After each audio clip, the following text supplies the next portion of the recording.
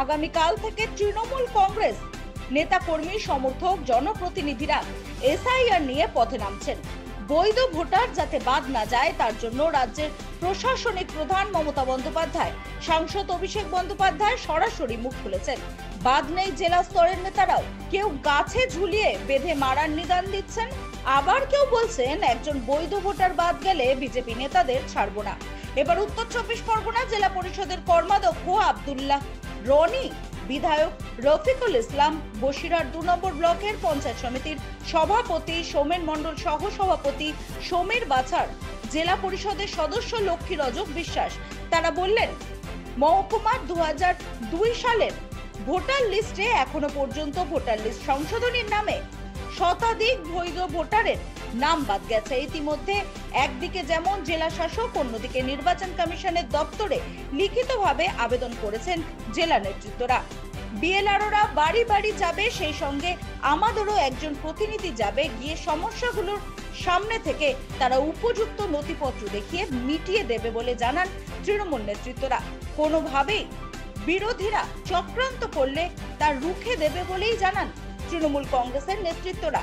যেখানে আমাদের সর্বোচ্চ নেতৃত্ব প্রতিবাদ আন্দোলন কর্মসূচি চলবে, সেটা বৈধ ভোটার বাদ গেলে এদিন বসিরহাট 2 নম্বর ব্লকের রাজেন্দ্রপুর গ্রাম পঞ্চায়েতের ঘড়িডাঙ্গায় প্রাইমারি স্কুল মাঠে আমার পাড়া আমার সমাধান কর্মসূচির প্রথম ধাপ শেষ হলে সেখানে এসে এমনই মন্তব্য করেন তৃণমূল কংগ্রেসের জনপ্রতিনিধিরা। দেখুন, আগস্ট মাসের 3 তারিখে আমাদের পাড়া আমাদের সমাধান ক্যাম্প আমাদের রাজ্যের মাননীয় মুখ্যমন্ত্রীর স্বপ্নের প্রকল্প শুরু হয়েছিল। আজকে 3রা নভেম্বর, এই 3 মাস ধরে চলছে। আজকে সারা রাজ্যেও শেষ, আমার ব্লকেও শেষ। এই যে প্রকল্প, আমরা বসিরহাট 2 নম্বর ব্লকে 190টা বুথ আমরা খুব 9টি পঞ্চায়েতে সুশৃঙ্খলভাবে করতে পেরেছি এবং রাজ্যের মাননীয় মুখ্যমন্ত্রীর যে স্বপ্ন আমরা আমাদের ব্লকে পূরণ করতে পেরেছি এবং আমরা অলরেডি কাজও শুরু করে দিয়েছি। 3টি পঞ্চায়েতে কাজও শুরু হয়েছে এবং আমরা যে সরকারের গাইডলাইন ডিসেম্বরের মধ্যে আমরা কাজ সম্পন্ন করব। আর বিশেষ করে স্বজন পোষণের তো কিছু নেই, গ্রামের মানুষ সেখানে উপস্থিত হচ্ছেন, 100, 150, 200 বুথ পিছু লোক হাজির হচ্ছে। সেখানে তারা সভাপতি নির্বাচিত করছে, তারাই স্কিম নির্ধারণ করছে কোন কাজটি হবে। সেইভাবেই সরকারি আধিকারিকরা সেটার স্কিম বানিয়ে জেলায় পাঠাচ্ছে, অ্যাপ্রুভাল আসছে, টেন্ডার করছে। টেন্ডারটা টেন্ডারের মাধ্যমে হচ্ছে।